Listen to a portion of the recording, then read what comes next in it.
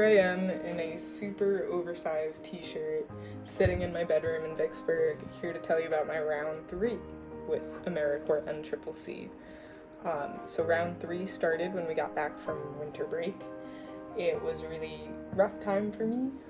I didn't want to be back in the field right away. I felt like I didn't get enough support while I was out there, and I had members on my team who needed certain kinds of support that I couldn't offer on my own. So it was hard to come back to campus, and then even harder to go back into the field with my team. So I tried to quit, which is pretty sad, but my support team leader was super awesome, and he was like, hey, I actually really want to go in the field, and it seems like you would do better on campus right now. So we ended up switching positions, and so I am now the River support team leader instead of the River 4 field team leader. But this is how my round 3 went with that position.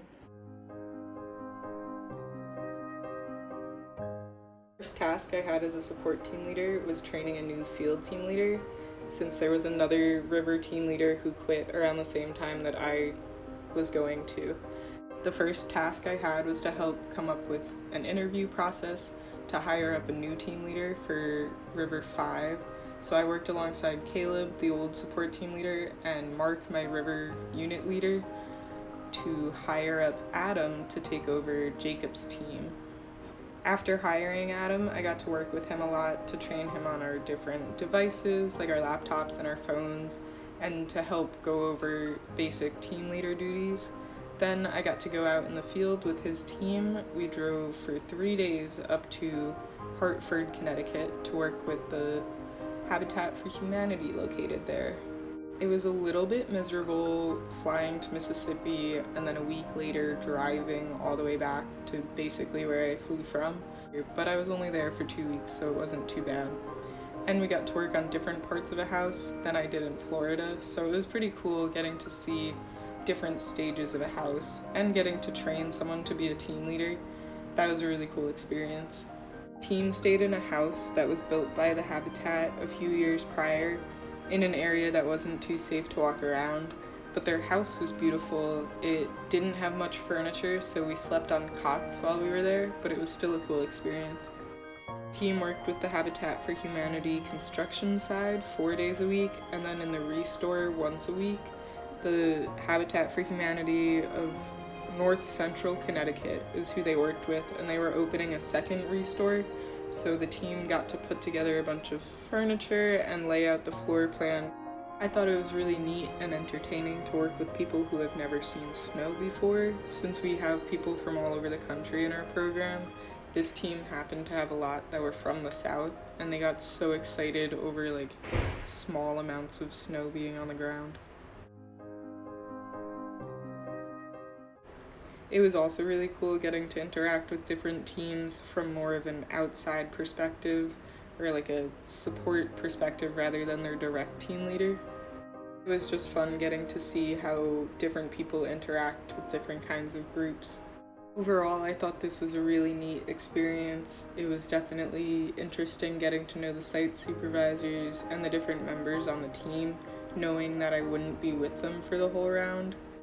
I also got to learn new skills like putting in air ducts in houses and working in ICF houses, which were really more environmentally friendly and more insulated than your typical house would be. It was definitely hard hiring up and training someone for a job that I couldn't do myself, but Adam was so excited to be a team leader that it made the whole experience worth it. Before heading back to campus in Vicksburg, I stopped by another team to do a site visit at a Habitat for Humanity site in Delaware. This is River 6 with their team leader Patrick. They're a construction specialty team, so they've only worked on construction sites the whole year other than one disaster deployment. I thought it was really cool to check in with the individual Corps members to hear their perspectives on how their projects and how this overall year has been going so far. Side note, this team got to stay at a Girl Scout camp over in Maryland on the Chesapeake Bay, and it was absolutely gorgeous. Thank you, Patrick, for the fun walk we went on. But yeah, it was just really fun and cool to visit this team and to learn new skills. We learned how to hang doors, and that's something I've never done before, so it was fun. After working with the two teams, I flew back to Mississippi to live on campus in Vicksburg. Here's what my fridge looked like after I went shopping for the first time. It was definitely different figuring out $4.75 a day for one person rather than multiplying it by the 9 people I had on my team. Much harder to figure out budgeting stuff, but it worked. I also got to learn how to live with cockroaches and live in a very small town rather than being out in the field in these different places. This is me and some of my coworkers exploring Military Park. Something about the role of STL that could be exciting or could be kind of annoying at times was just the ad hoc jobs that they always have us doing. So my 2 direct supervisors were my unit leader, Mark, and then the MDA, or Member Development Associate, Kelly. So if neither of them had jobs that they needed me to work on right away and my team leaders weren't busy, then I could be assigned to do something by operations or programs or whoever else needed help.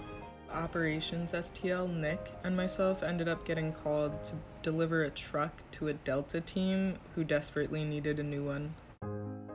The team was about 8 hours away in Ocoee, Tennessee, so we got to spend a day driving up there, and then we stayed over with the team, and the next morning we got to explore the National Forest a little bit before heading back to Vicksburg. It's definitely been a really cool experience to still get out and explore the field, even though I'm not out permanently. In a way, I get to see more places and interact with more team members and people in general all over, so it's been really fun.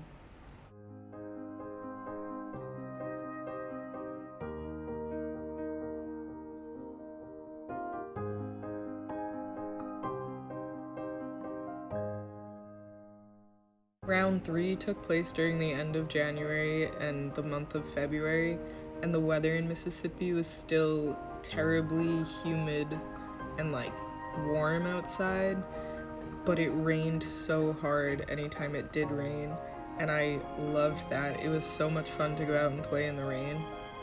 One day, after being absolutely drenched by the rain, Tiny and I thought it would be a good idea to jump in the pool.